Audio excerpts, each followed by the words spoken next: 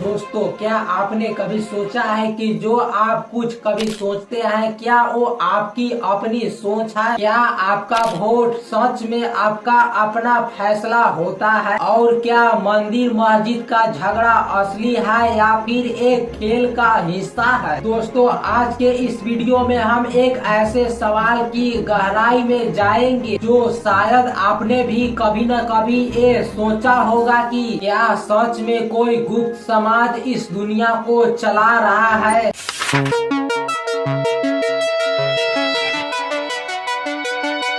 दोस्तों, अपने आसपास देखिए, हर तरफ आपको राजनीतिक ही राजनीतिक दिखेगा।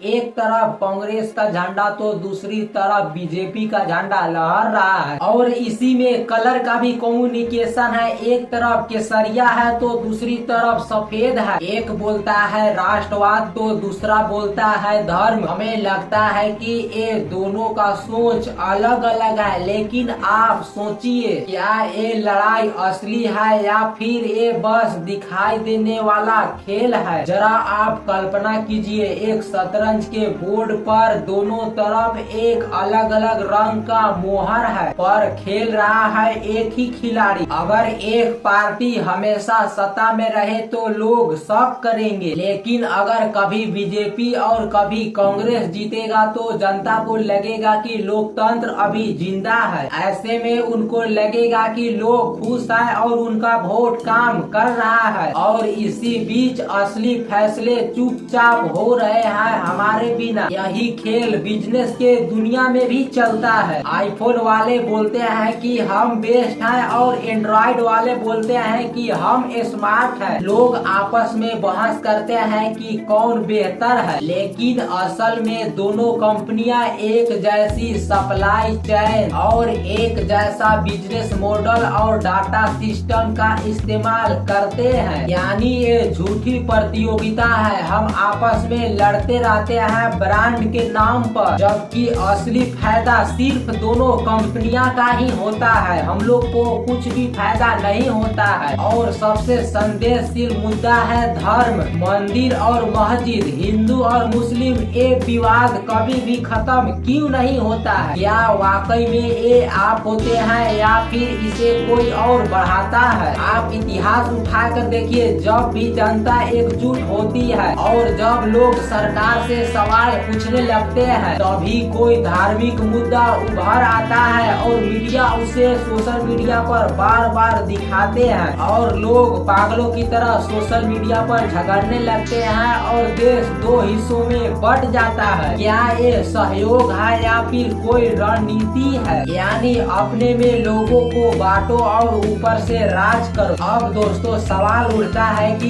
ये सब चीजें करवाता कौन है? क्या ये इल्यूमिनाटी है या फिर होम चाइल्ड रॉक फेलर जैसे नामों वाला कोई गुप्त समाज? असलियत में ये कोई ग्रुप नहीं है, बल्कि ये एक सिस्टम है, एक छिपी हुई व्यवस्था है। ऐसे लोग जो दुनिया के बड़े बैंक, मीडिया हाउस और कंपनियां चलाते हैं, जिनके पास दुनिया के ज्यादातर दौलत है, उनके लिए देश, धर्म और संस्कृति सिर्फ ब्रांड है और हम लोग सिर्फ ग्राहक और वोटर हैं। वे लोग हम लोगों को बहस में उलझाकर अपना एजेंडा को बढ़ाते रहते हैं। तो क्या हम लोग सिर्फ मोहरे हैं? तो शायद हाँ, लेकिन इसका ये मतलब नहीं है कि हम लोग कुछ नहीं कर सकते हैं। ज्यादातर लोग क्या करते हैं, धर्म के नाम पर वोट देते हैं। वो हिंदू है तो बीजेपी को वोट देंगे और कोई मुस्लिम है तो कांग्रेस को वोट देगा। लेकिन असलियत ये है कि जो अच्छा काम करता है उसको वोट देने के बजाय धर्म के नाम पर वोट देते हैं। आपको लोग फंसाएंगे, बोलेंगे कि वो आपका दुश्मन है, लेकिन आपको फंसना नहीं है,